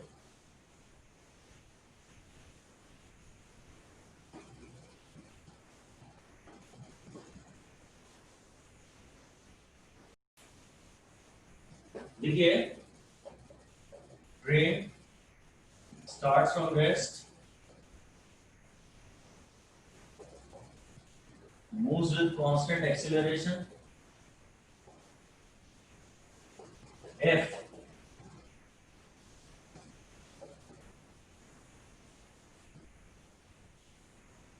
and covers distance s। Body straight line में जा रही है, ट्रेन जो है स्ट्रेट लाइन में जा रही है, इसलिए मैं डिस्प्लेसमेंट और डिस्टेंस की चिंता नहीं कर रहा, ठीक है। It then moves with this ये लोग बोलते नहीं है, it then moves with this constant velocity for time t, ये टाइम दिया है बस, and then retards at rate f/2 to come to rest।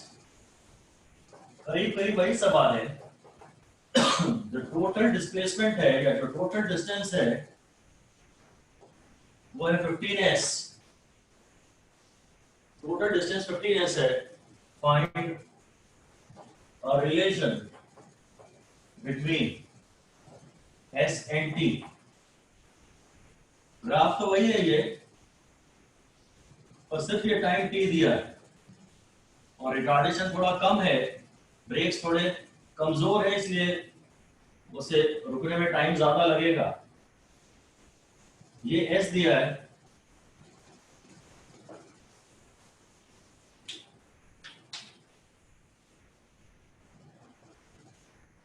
पहले हमारी एक्सेलरेशन से स्टार्ट करती है और इस टाइम का जिक्र नहीं है।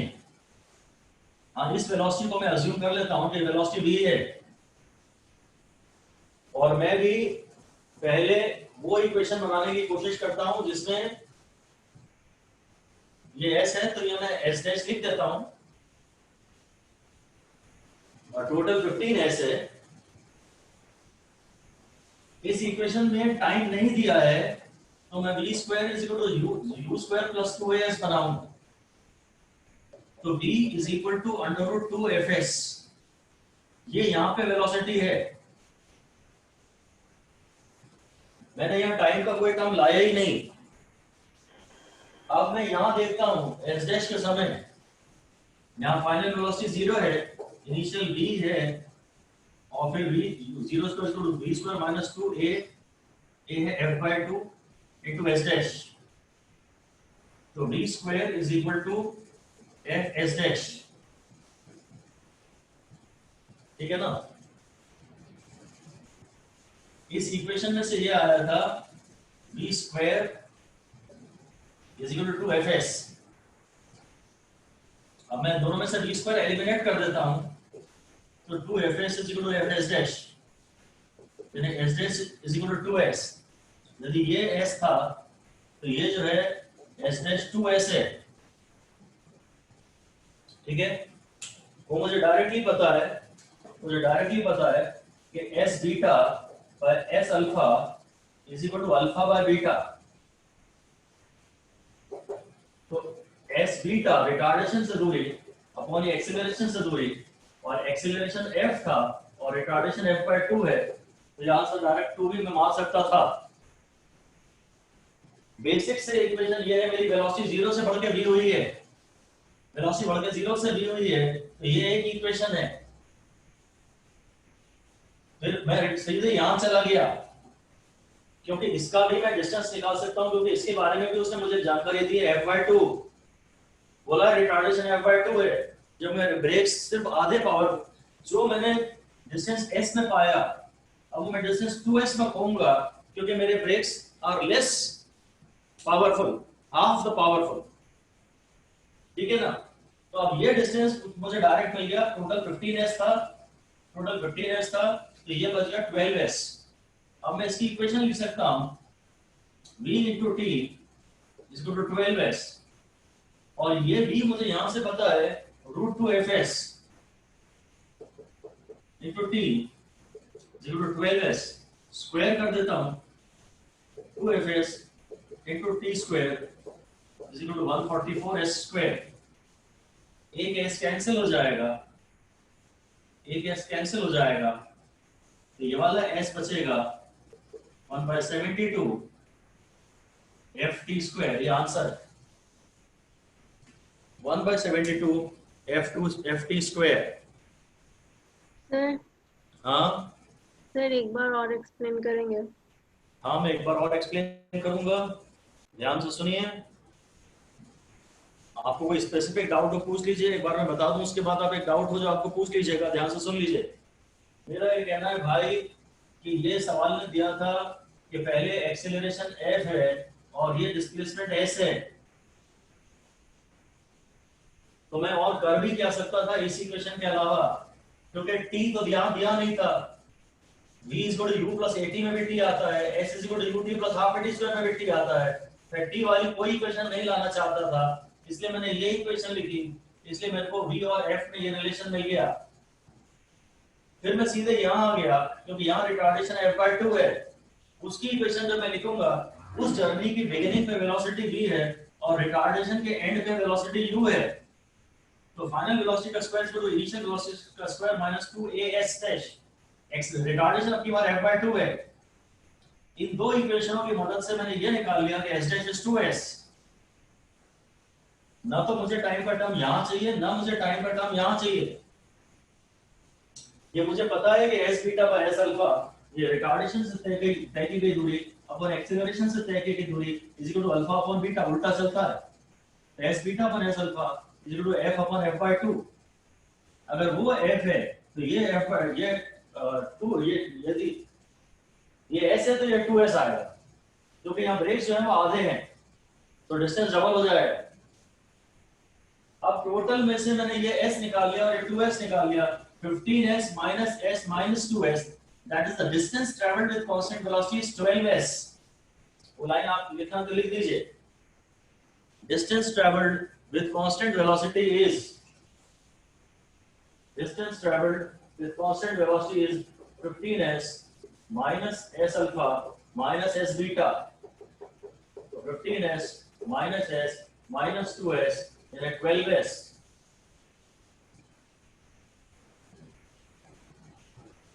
और कांस्टेंट वेलोसिटी से, जब कांस्टेंट वेलोसिटी से डिस्प्लेसमेंट तय हो रहा है इतना, तो कांस्टेंट वेलोसिटी में डिस्प्लेसमेंट का फॉर्मूला होता है वेलोसिटी टू टाइम, वो डिस्प्लेसमेंट है 12s और वेलोसिटी है √2fs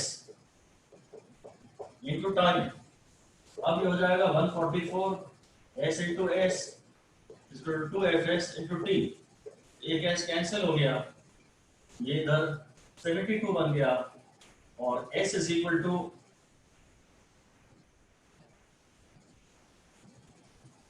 ये वाला s चाहिए मुझे, ये वाला s चाहिए, ये t का t स्क्वायर हो जाएगा, तो हो जाएगा 1/72 और ft स्क्वायर।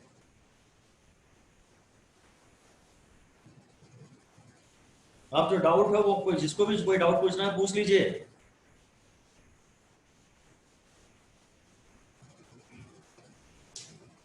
पहले ट्रेन ने, मैंने इसके पिछले वाला सवाल अभी जरूर जानबूझ के एक्स्ट्रा सवाल इंक्लूड किया है।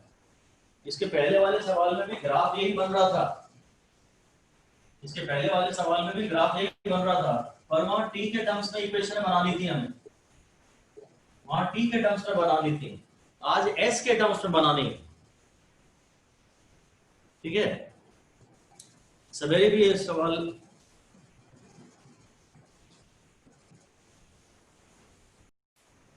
इसके पहले वाले सवाल में ये टाइम्स दिए थे, अब ये टाइम्स नहीं दिए हैं, टोटल डिस्टेंस दे दिया उसने। इसका डिस्टेंस मैंने अलग निकाला, इसका डिस्टेंस मैंने अलग निकाला और टोटल में से ये दोनों डिस्टेंस माइनस कर दिए तो ये वाला डिस्टेंस निकाला। आपको समझना, केवल लड़ाई केवल इस बात की है कि आप इक्वेशन कौन सी बनाते हैं। मुझे इस पार्ट में इसने टी की बात नहीं की और यहाँ भी टी की बात नहीं की, यहाँ टी की बात नहीं की और यहाँ टी की बात नहीं की। जहाँ टी की बात नहीं करेगा कोई मुझसे, वहां सिर्फ एक इक्वेशन बचती है, क्योंकि इसमें भी टाइम आता है और इसमें भी टाइम आता है। जहाँ टी की ना मुझसे मांगा गया है टी और ना मुझे दिया गया है टी, वहां मेरे पास सिर्फ एक इक्वेशन बनती है। ठीक है, पूछ लीजिए अभी भी आपको कोई भी डाउट हो तो। Any questions please, any questions? अभी भी हो तो आप पूछ लीजिएगा, आसान नहीं है ये केस, अभी भी हो तो आप डाउट्स पूछ लीजिएगा। मैं एक लास्ट क्वेश्चन आपको दे रहा हूं, क्वेश्चन लिखिए, इंपॉर्टेंट है, इस पे 3 स्टार दे दीजिए, रट सकें तो अच्छा है। क्वेश्चन ये है, body moves in a straight line. कहीं भी मैंने u 0 है ऐसा नहीं कहा है, body moves in a straight line with constant acceleration. Acceleration कितना है मैंने ये भी नहीं दिया, बस constant acceleration in 3 successive intervals of time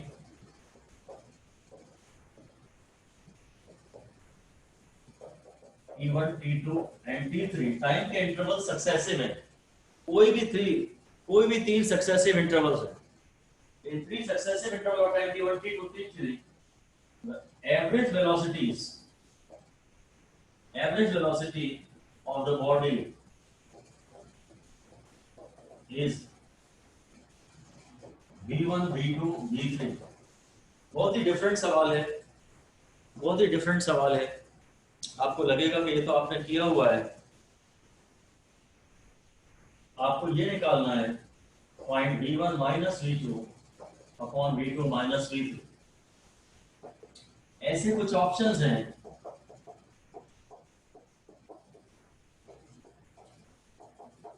इस टाइप के कुछ ऑप्शंस हैं।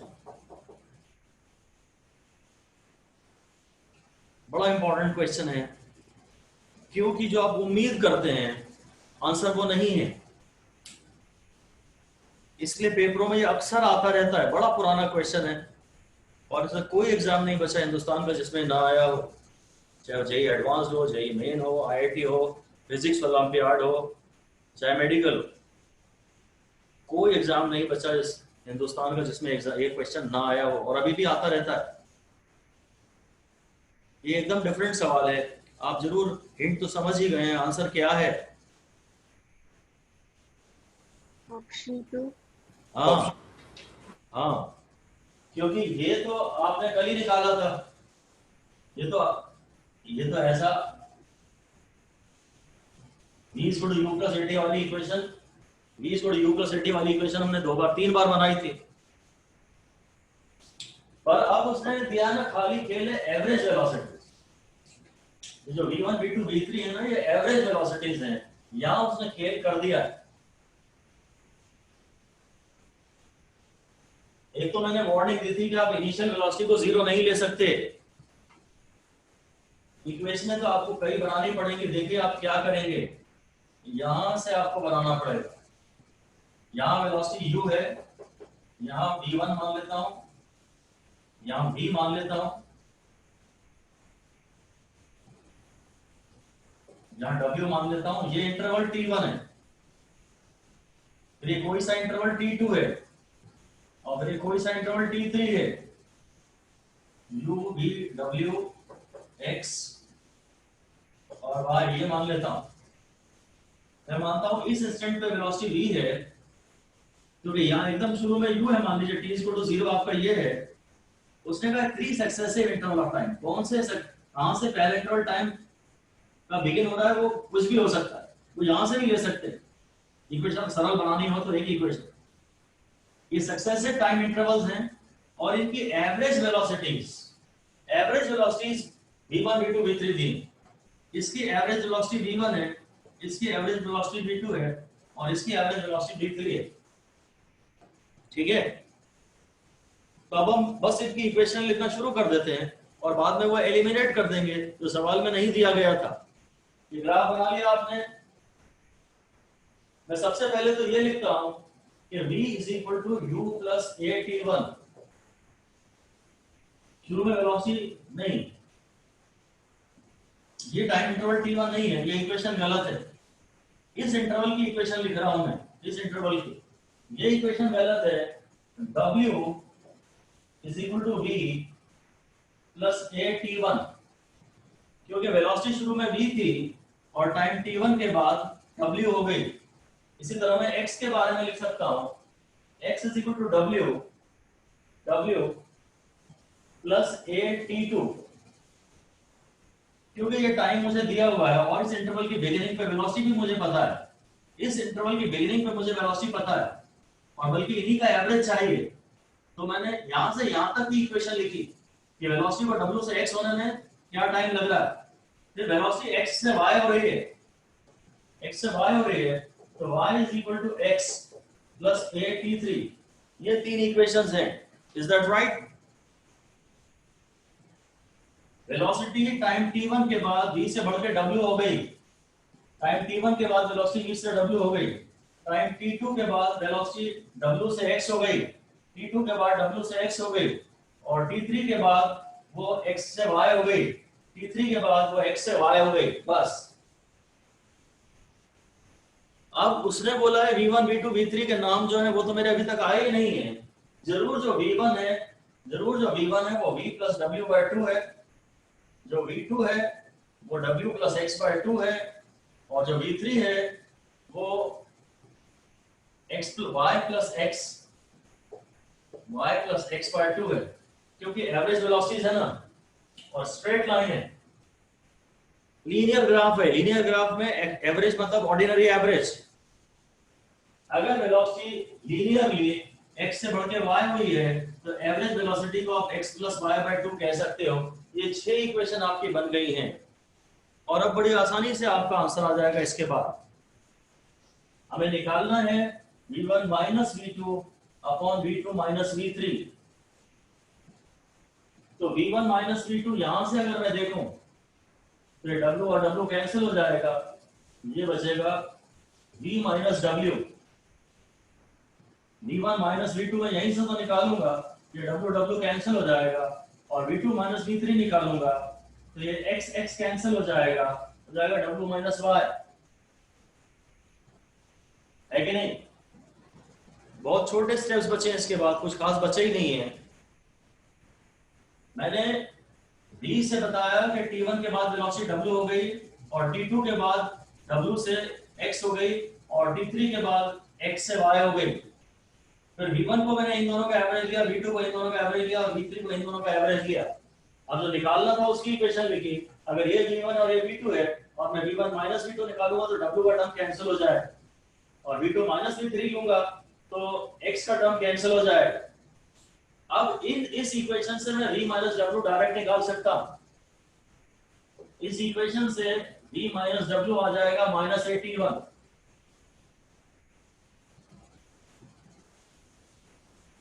सर आपने ही तो बोला वो W कैंसिल हो जाएगा तो वहाँ पे X आएगा ऊपर।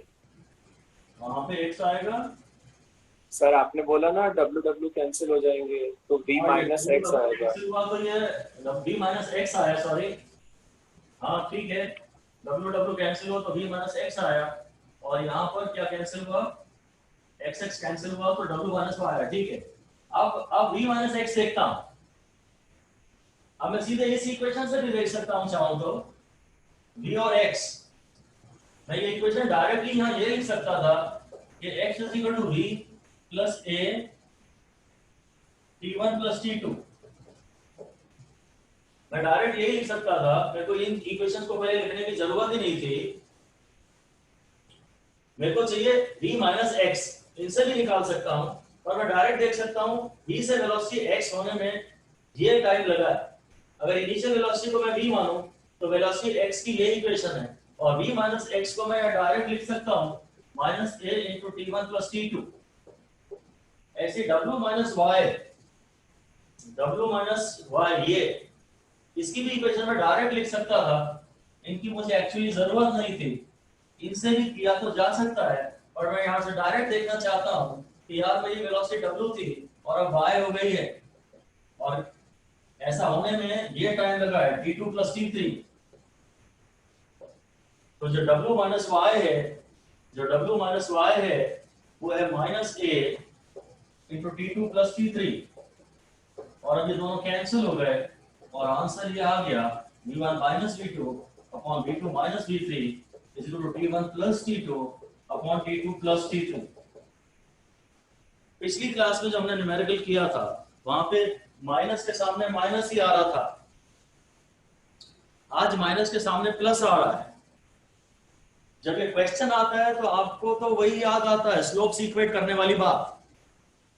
तो आप माइनस के सामने माइनस ही लिखते हैं and this is an exception क्योंकि यहाँ v1 v2 एवरेज वेलोसिटीज हैं। ये t1 पे इंस्टेंट अगर बोलता t1 पे वेलोसिटी v1 है और t2 पे v2 है और t3 पे v3 है, ऐसा लिख देते हैं। फिर से लिख देते हैं ये रिजल्ट कब वैलिड होता है, if at t1 velocity is v1 at t2 velocity is v2 and at t3 velocity is v3, तब ये जरूर आता है कि v1 minus v2 upon v2 minus v3 is equal to t1 minus t2 upon t2 minus t3। ये अगर instantaneous velocities हो तो ये रिजल्ट सही आता है, पर ये एवरेज वेलोसिटीज दी थी इसने, यहाँ तो खेल ही बदल दिया था उसने सवाल का। हमारा ध्यान भी नहीं जाता कि वो सवाल बदल चुका है, एवरेज वेलोसिटीज दी है उसने और एवरेज की वजह से जरूर यहाँ पे भी एवरेज का टर्म आ रहा होगा कुछ ना कुछ, t1 प्लस t2 by 2 और t2 plus t3 by 2। Average तो ऐसे ही होता है ना, क्योंकि एवरेज निकालने की बातें आ रही हैं इसलिए एवरेज निकालने में हमने t1 प्लस t2 by 2 किया होगा ना। एवरेज में प्लस आता है, इंस्टेंटेनियस में माइनस का माइनस आता है। इस सवाल के आने के बहुत चांसेस हैं क्योंकि आपका दिमाग यहीं जाएगा। पेपरों में खूब आया है ये सवाल और अभी भी आता रहेगा। हालांकि हाँ ये थोड़ा सा एडवांस माना जा सकता है। वो जो 1/72 ft स्क्वायर वाला क्वेश्चन था ना, उसके ऊपर भी आप एडवांस लिख दीजिए और इस वाले क्वेश्चन में भी आप एडवांस लिख सकते हैं। अगर लेवल आपको बहुत ज्यादा नहीं चाहिए तो आप इनको छोड़ दीजिए। 1/72 Ft स्क्वायर वाला भी आप छोड़ सकते हैं। तीसरे, चौथे, पांचवें रिवीजन में आपसे अपने आप ही बन जाएंगे। अगर आप शुरू से इनको पढ़ेंगे तो हो सकता है आपका थोड़ा कॉन्फिडेंस कम हो जाए और आपका पढ़ने में मन ना लगे, पर इनको शुरू में छोड़ दीजिए। 5 रिवीजन बाद जब आप आओगे ना इस पे, तो ऑटोमेटिकली बिना कुछ किए खुद ही को समझ में आ जाएगा। इनिशियली थोड़ा थोड़ा मैटर आप छोड़ दिया करें, 10, 20, 30, 40% मैटर तक आप पहले छोड़ सकते हैं, और second revision, third revision, fourth revision के बाद आप उन्हें टच करिए। आपको देखिए कि आपको क्या खुशी मिलेगी, क्योंकि वो रेडीली समझ में आ जाएगा। आज जिसे समझने के लिए एफर्ट करना पड़ रहा है, बिना कुछ भी किए 4 रिवीजन के बाद, बाकी पोर्शन के 4 रिवीजन के बाद ये ऑटोमेटिकली आपको समझ में आ जाएगा। Well, alright, it's all for now. Have a good time. कोई डाउट है आपको? Any doubt? No, sir. चलिए, bye bye, have a good time. Good night, sir. Thank you, sir. Sir.